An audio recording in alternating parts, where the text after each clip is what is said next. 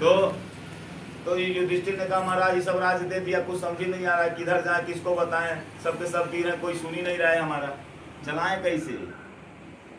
कृष्ण ने कहा देखो महाराज, राजकाज चलाने मुझे भी नहीं आता है, मेरे पास भी कोई राजकाज नहीं था, हमने तो महाराज उग्रसेन को राजा बना दिया, जो वही सबसे बुजुर्ग थे वही चलाते हैं, हम तो उनके सेवक हैं।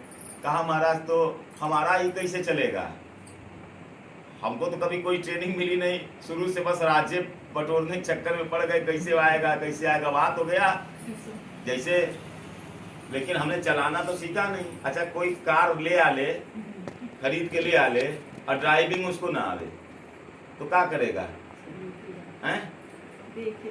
देखेगा, देखने से तो संतोष होगा नहीं उसको, तो हैं?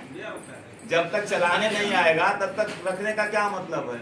अच्छा मजे की बात और देख लो, जिसको चलाने आता है उसके पास है नहीं, और जिसके पास है उसको चलाने नहीं आता है, हैं? इस संसार की भी बात कर रहे हैं। तो राज्य तो जुटा लिया आपने, लेकिन राज्य को कैसे चलाएंगे। कृष्ण ने कहा देखो मुझे भी नहीं आता, लेकिन एक बात बताऊं, तू महाराज भीष्म के पास गया था। युधिष्ठिर ने कहा महाराज भीष्म के पास, अरे कहा वो अभी जीवित हैं, सरसैया पे पड़े हुए, उनको इच्छा मृत्यु का वरदान है, तू ये काम कर, उन्होंने इतने वर्ष तक राज्य किया है, उनसे बढ़िया कोई राज्य चलाने का गुण नहीं बता सकता, तू वहां चला जा, वही तुझको समझा देंगे। युधिष्ठिर ने कहा ठीक है महाराज, हाथ और जोड़ते हैं, और युधिष्ठिर महाराज जो है दौड़ते हैं रणभूमि में, सरसैया पर पड़े हुए भीष्म पितामह के पास। भीष्म पितामह महाराज सरसैया पर लेटे हुए, सरसैया समझ रहे ना, बाण है जो उनके पेट में लगा था, वही बाण जमीन पे है, उसी में लटके हुए फंसे हुए हैं, न उठ सकते हैं, न बैठ सकते हैं, न हिल डुल सकते हैं। लेकिन भीष्म पितामह को इच्छा मृत्यु का वरदान प्राप्त है, क्या कि जब मरेंगे तो अपने साहित्य मुहूर्त से मरेंगे। अब इस जीवन का क्या मतलब, न हिल सको न डुल सको, हैं?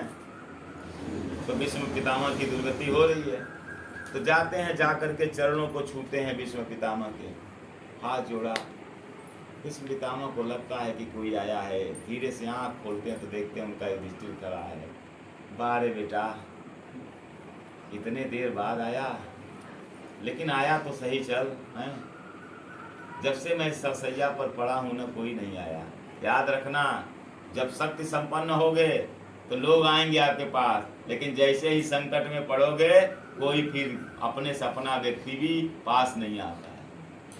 लेकिन मुझे विश्वास था कि तू जरूर आएगा मेरे पास।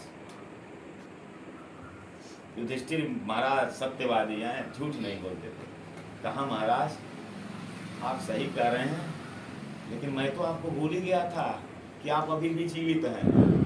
वो तो भला हो कृष्ण का, उन्होंने मुझे याद दिलाया कि राजकाज चलाने की बात वही बता। भीष्म ने कहा अच्छा तो तू अपने आप नहीं आया है। युधिष्ठिर ने कहा नहीं महाराज हम तो भूल गए थे आपको, सच तो यही है, और आप तो जानते हैं कि मैं झूठ नहीं बोलता हूँ। अच्छा तो तू उस कृष्ण के कहने पे आया है। कहा महाराज। कहा तब जा करके अपने कृष्ण से कह देना कि मैं तुझको कोई राजकाज नहीं सिखाऊंगा, कुछ नहीं बताने वाला, मैं उनका गुलाम थोड़े ना हूँ। तू आदेश देते चले जाएं दूर से और हम जो है उसका पालन करते हैं। अरे अब मेरा अधिक से अधिक क्या बिगड़ेगा, अब तो मैं जा ही रहा हूँ, अब किस बात का डर।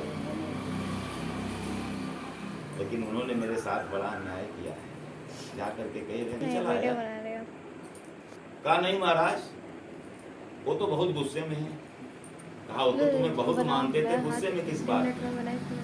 कहा महाराज मानते थे तो उन्होंने पूछा कि बताओ कैसे आए हो, तो मैंने आपका नाम लिया, जैसे ही आपका नाम लिया तैसे भड़क गए हैं। कहा अच्छा मेरा नाम लेकर लेते ही भड़क गए। कहा हाँ महाराज। कहा कि वैसे तो तुमको सिखा देता, सब बताता कैसे राजपाट चलाना है, लेकिन तुझे कृष्ण ने भेजा इसलिए एक नहीं सिखाऊंगा, कुछ नहीं बताऊंगा। भगवान ने कहा अच्छा चलो तो देखूं क्या बात है। गीता में भगवान ने कहा देखो जो कुछ होता है ना उसमें मैं निमित्त बनाता हूं, करने कराने की बात पे मत जाना।